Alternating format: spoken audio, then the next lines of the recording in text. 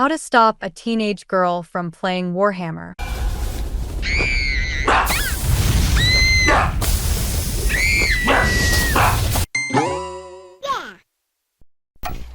Well, seeing as how I'm locked up in this cell and I ain't going anywhere for a long time, I ordered me my very first Warhammer 40k set. That's right, I'm jumping in. I mean, what else am I really supposed to do here? They took my bong away, they took my dabs away, they hid all the booze. I'm stuck just throwing a ball at the ceiling, so I figured, since I'm going to be locked up with a bunch of people for the rest of my life, just for speaking out against juice, I may as well spend it playing a game of some sort, and Warhammer's perfect. So I went with the Leviathan set. This will be my first official Warhammer army of any sort. I hope you guys wish me the best of luck. Any beginner tips, please feel free to throw them out in the comment section. Security guard says if I continue to be on such excellent behavior, he'll let me have guests. So then you guys can come visit me in my prison cell and play with me. No, I have a life.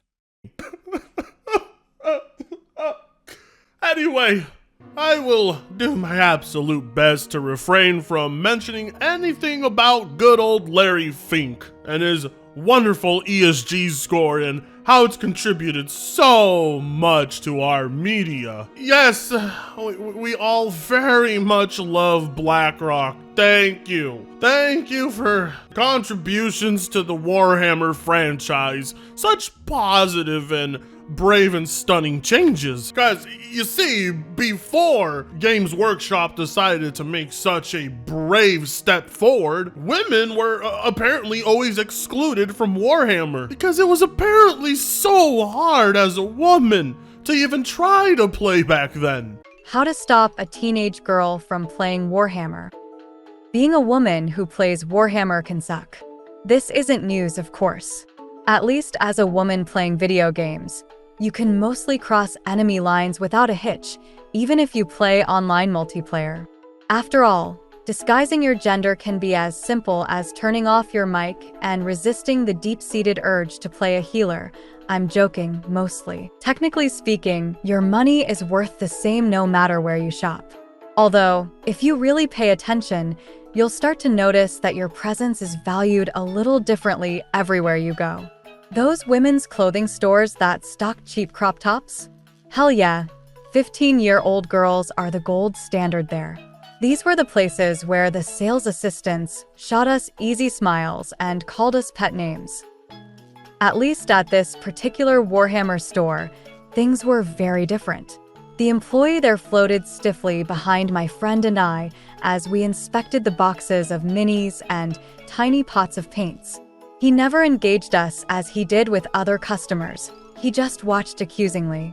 It took me a good while before I built up the courage to start asking questions about what was on the shelves. Are those aliens? Do you just paint them? Do you have to pick those exact colors? Oh, that's cool. What do you do after that? He indulged my first few questions with a cold yes/no before breaking the pattern with a sharp sigh. If you don't know what you're looking for, then why are you here? Oh God, my cheeks went hot. This wasn't a question. This was a poorly concealed request for us both to pie. Based? Based? Hello? It's hard to know why he turned on us like this. Was he a virulent sexist? Was it some kind of revenge of the nerd style lashing out against women that had disparaged his hobby in the past? Was he just having a bad day? I'll admit, I can't know for sure. All I know is that it was a familiar antagonism. It was an antagonism I had felt before from especially bristly GameStop employees, from customers at my retail job who would look right past me and seek tech advice from my male coworkers, and from rock fans who'd ask me to name songs from the band whose t-shirt I was wearing. It was the feeling of being subjected to gatekeeping. Maybe it's your voice. His words carried with them a belief that not only did I not know what I was talking about, but I also was not welcome to learn. So, of course, I took this as my cue to leave. Thankfully, this isn't a universal experience, and I'm sure it's not part of Games Workshop staff training to scare girls off playing war games. Still, interactions like this, however rare they be, can be enough to make newbies feel unwelcome and even unsafe with those they're hoping to share the space with. Hell, it can even scare them off the hobby completely. I passed that Warhammer store many times in the years following my first poorly received visit. I did not go back. Whoa! This really is one of the most based gaming communities. That was insanely based. The Wyman, don't hurt the Wyman's feelings. Let's face it, the employee was probably convinced at the time this kid he was talking to was just making fun of what Warhammer is. She most likely giggled every time he answered her questions. You know she did. This girl more than likely completely lacked the self-awareness at the time and currently to realize she was probably just being annoying and very yappy. Chances are that employee may have had to have actually dealt with female walk-ins asking him stupid questions on purpose to agitate him and make fun of the hobby, because I've seen that kind of stuff happen firsthand, and it's done by both men and women. Honestly, reading this, to me, it comes across like both of these people have the wrong perception of each other. I mean, I've seen this exact disgruntled attitude from many employees, and it usually stems from a "I'm not paid enough to do this" attitude. And for the record, no, that doesn't make their service right, and that employee should have done a better job. But narrowing it down to sexism, narrowing it down to gatekeeping, some employees are not walking encyclopedias. You have to remember this. I'm sure you've been treated like garbage before in the drive-thru at McDonald's, Burger King, Starbucks. Did that ever stop you from going again? It didn't? Of course not. Offense isn't given, it's taken. This is basically a customer complaint written out and filed 20 years later. To some, that may sound like a complete lack of empathy, and it really is, and that's because I don't believe anybody is truly that weak. This entire article was written to highlight just how unaccepting and how unwelcoming the Warhammer community is based off an employee's interaction. It's not a coincidence the person who wrote this article did so around the same time all this Warhammer controversy is going on. An opportunity to victimize yourself in the heat of the moment. You know, many of the betas are sitting at home clapping and telling her, "You go, girl. That was very brave of you. You came out and shared such a tragic story that most don't have the courage to do." Well, until you read the other half of the article and all of a sudden this girl doesn't seem so brave anymore. It was one emigration and almost a decade later before I found myself in a Warhammer store again. It was one of many stores my boyfriend and I had planned to pop into on a leisurely trip in Bristol. But I had evolved. As an adult, I had learned a little more about how to get by in spaces I felt I didn't belong in. The plan was to hide behind my boyfriend, play the role of the bored but supportive girlfriend, and learn by osmosis through what the employees would tell him. It was just safer this way, I thought. And she's a fucking stunning woman! Or maybe you're the one teaching him to demean women in the first place, huh? What's up? What's fucking up, bro? Safer? It felt safer? Well, you really think the group of pasty nerds that play this are going to be able to harm you? I mean, seeking safety from a threat, sure, but seeking safety from words? You obviously did not grow or evolve as an adult, especially if you had to hide behind your boyfriend. She got scolded by one little employee and she got scared. She said, "That's it, I'm getting a boyfriend. I'm moving down to Bel Air." Oh, but honestly, the irony of her having to get a boyfriend to finally get into the hobby is hilarious. It's not every day you hear this story. Anyways, she gets her happy ending, you know. Eventually, somebody notices her, welcomes her to the hobby, gets her set up. You know, the types of things that would get someone to move on from what she would consider a very traumatic experience. Many of you are thinking to yourself, what's the whole point in telling people this? You know what the whole point is. To highlight the toxicity within the Warhammer community that women face. because she ends it off saying, Progress is being made in representation for women, POC, and LGBTQ+ people in Warhammer games. No doubt, this is a worthwhile development, even despite the slightly scary, very politically charged backlash. Even in the absence of this, the most meaningful inclusion happens at your local store and within the community itself. In hobby spaces like Warhammer, which have developed an unfortunate boys' club reputation, it's just as important to see female players around the table as it is to see female minis on it. In order for that to happen, they have to feel accepted and welcomed. So make an effort to engage new players, be kind, and try be receptive to their questions. As turns out, it's pretty easy to stop a teenage girl from playing Warhammer if you don't. Don't tell me what to do. all right, you know what? Now I actually am kind of ticked off at that employee because he failed in completely stopping you. If he had gate kept just a little harder, she may have never given it a chance. And that sucks for the rest of us. Hilarious though, isn't it?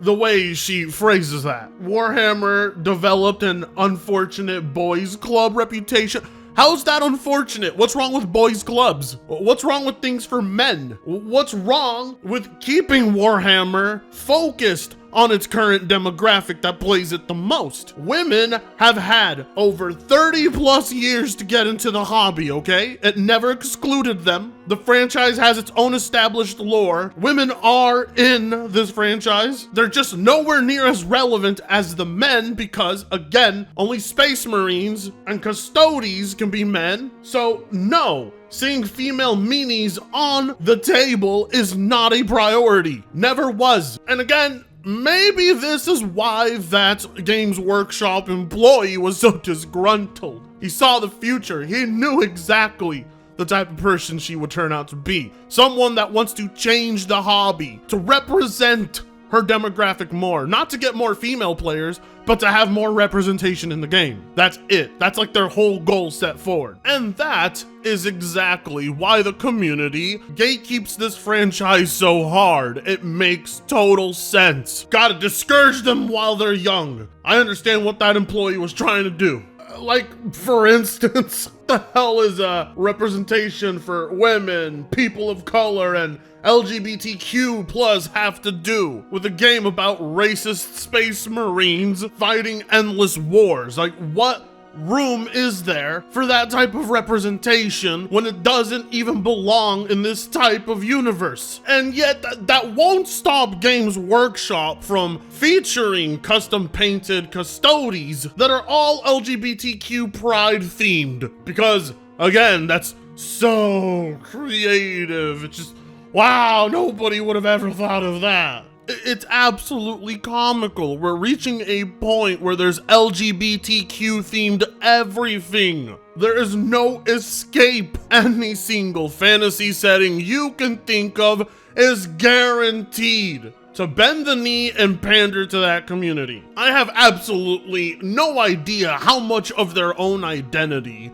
they're willing to insert into something before it completely loses its sense of escapism. I mean, could you imagine all the other awesome custom paintings that could have been featured in White Dwarf from other talented Warhammer painters? But no, instead this one gets featured because you know why. The message. Games Workshop desperately want to join their colleagues with this noble message. They want to be a part of the club. Look, we push for LGBTQ plus stuff too. Yeah, except maybe next time if you're gonna do that, Games Workshop, do not feature the art of this Cerberus XT person who has a history of being very toxic within the Warhammer community, and also for tweeting out some very suspicious things about their own child. Things I will not repeat on the microphone because if I really want to get into Warhammer 40k, I cannot afford for a single video not to be monetized. It's a very expensive hobby. And yet, even after 20 plus years of investing and supporting this franchise, a lot of folks have decided to cancel their subscriptions and move on. But not just customers, higher-ups who have been working closely with Games Workshop for over 27 years have decided it's time to pull some of their investment and move on from this company. Games Workshop CFO sells 2/3 of her shares amid growing Warhammer boycott. Rachel Tung, the Chief Financial Officer, CFO, of Games Workshop, sold 2/3 of her stake in the company worth approximately $865,000 as hobbyists have begun canceling their Warhammer Plus subscriptions and have indicated they will boycott the company. Amid this controversy and boycott, the business desk reports that Tung reduced her stake in the Nottingham-based company by 2/3 after the share sale at an average price of £94.893 per share. Not only does Tung's sale come amid a boycott, but it comes months after it was revealed in the company's half-year report that she had resigned from the company. Games Workshop CEO Kevin Rountree shared in the company's 2023 to 24 half-yearly report in January. Also, after 27 years with the group and 9 years on the board, Rachel Tung has informed the board that she does not propose to offer herself for re-election as Chief Financial Officer at the next AGM in September 2024. Rachel will continue in her role, working as an integral part of my team to ensure a smooth transfer of responsibilities to her successor. Rachel is amazing and she will be missed enormously. Rountree added, Rachel will step down from the board at the 2024 AGM and will leave the group in January 2025. We will be commencing a search for her successor immediately. Games Workshop stock price has declined nearly 5% since the beginning of the year. However, it's up nearly 142.81% over the last 5 years. Since 2007, the stock price has increased nearly 2,000%. All right, in all fairness, we have to consider a few things here before you even think about saying what's on your mind and my mind right now, all right? 27 years is a long time to be working anywhere. So it would make sense to finally decide to step down. And a lot of people who work for companies, investing in them, oftentimes will pull out their shares before they leave. That is not uncommon. All I do have to say, though, is if you've been working at this company for over 27 years and investing in them in that time, and all you have to pull out is barely $900,000, it's a big yikes for me. Now, there's no personal statement from her herself, so it's all complete speculation. However, deciding not to run again for the same position, as it coincides around the same time the Warhammer show is going to be airing, does seem like there might be some connection, no? This has led to many online believing that the CFO herself doesn't have faith or believe in the future of Warhammer, which is quite the stretch to make, honestly. But having no public statement from her herself leaves us with a lot of questions.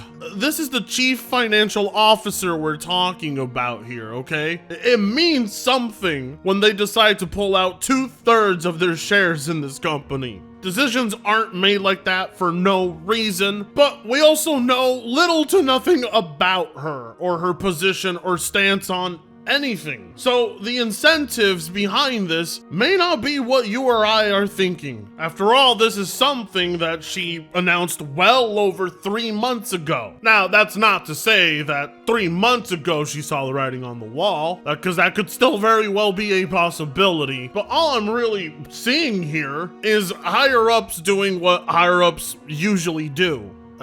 Retire. I really don't think it goes any further than that. All she really did was pull out enough in her own shares to finally afford half of a full 40K army. Now, there's also one last possibility as to why the CFO pulled out 2/3 of her share, and the answer lies within Henry Cavill. If rumors circulating are true about his displeasure with the changes being made to Warhammer lore, could we be yet again facing another instance of Henry Cavill walking off a TV set? Because if so, if Henry does walk out, could you imagine what that will do to the stock prices? Perhaps the CFO saw that in the writing on the wall. Maybe they knew ahead of time Henry would disapprove of this. But if you ask someone like me, I'll be real with you, I still firmly believe Henry Cavill will bend the knee. I'm not convinced that he's going to take a stance that would jeopardize the show because, as he stated, this is a lifelong dream of his. This will be one of the biggest achievements in his life. Don't be surprised if he comes out with a statement along the lines of Warhammer is for everyone. Because thus far, the only people who have been resisting this are the Warhammer fans themselves. Games Workshop has always wanted to push for progressive themes for a very, very long time. And they hated how their own community wasn't for it. I mean, in general, Games Workshop has a bad history of retconning things and pissing off the fandom multiple times. But to be fair, that's because the Warhammer community understands the lore and the franchise better than its own creators. If there's anything about their franchise Game Workshop has forgotten about, I guarantee you the community has remembered. For Warhammer fans, this franchise is simply too important and valuable to them to be meddling with such mainstream political views. This fandom doesn't want to see a franchise that they love focus on the wrong things, because oftentimes they see it happening to other franchises. Like I've said before, nobody wants to be the next Star Wars. So if Warhammer fans want to cancel their subscriptions, if they want to start 3D printing their own models, I wouldn't blame that CFO for seeing the writing on the wall. I do believe Games Workshop has more to lose from this than they have to gain. My personal recommendation: buy older kits, buy the older books, buy what you support from the franchise, and do not engage with Games Workshop online. Because chances are the people behind that Twitter account look down on you if you don't accept their progressive changes in the name of the message. So instead, support me by liking, commenting, sharing, and subscribing if you so choose to. That being said, I'll be seeing you in the next one. Fritongo sucks ass.